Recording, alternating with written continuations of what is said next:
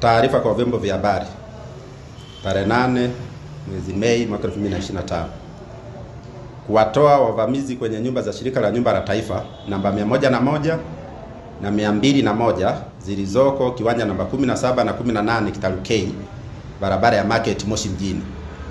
Shirika la nyumba la taifa NHC siku za hivi karibuni limekuwa likitekeleza wajibu wake wa msingi wa kusimamia rasilimali nyumba za taifa ilizokabidhiwa kuzisimamia kwa mujibu wa sheria.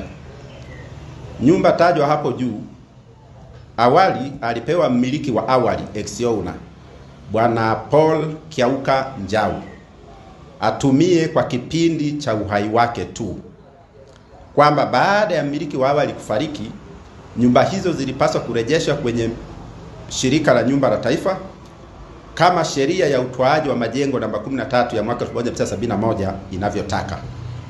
Hivi karibuni shirika mkoa wa Kilimanjaro limebaini uwepo kwa wavamizi wa nyumba za kuishi tajwa hapo juu. Baada ya shirika kuzitoa nyumba hizo mwezi wa 3 mwaka 2025 mwaka huu, tulibaini kwamba zilikuwa zinatumiwa na watu waliojiita wamiliki wa nyumba hizo. Uchunguzi wa shirika uliofanywa kupitia nyaraka mbalimbali ulionyesha kuwa nyumba hizo ni sehemu ya majengo yaliyotaifishwa na serikali na wamiliki wao walikuachiwa kutumia nyumba hizo kwa muda wa uhai wao tu.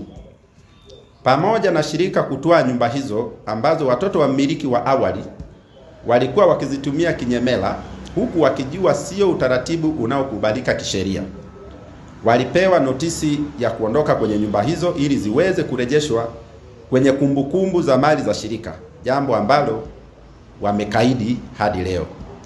Shirika la nyumba la taifa NHC limeamua kutumia haki yake ya kisheria ya kuwatoa watu hao kwenye nyumba hizo ili taratibu zingine ziweze kuendelea.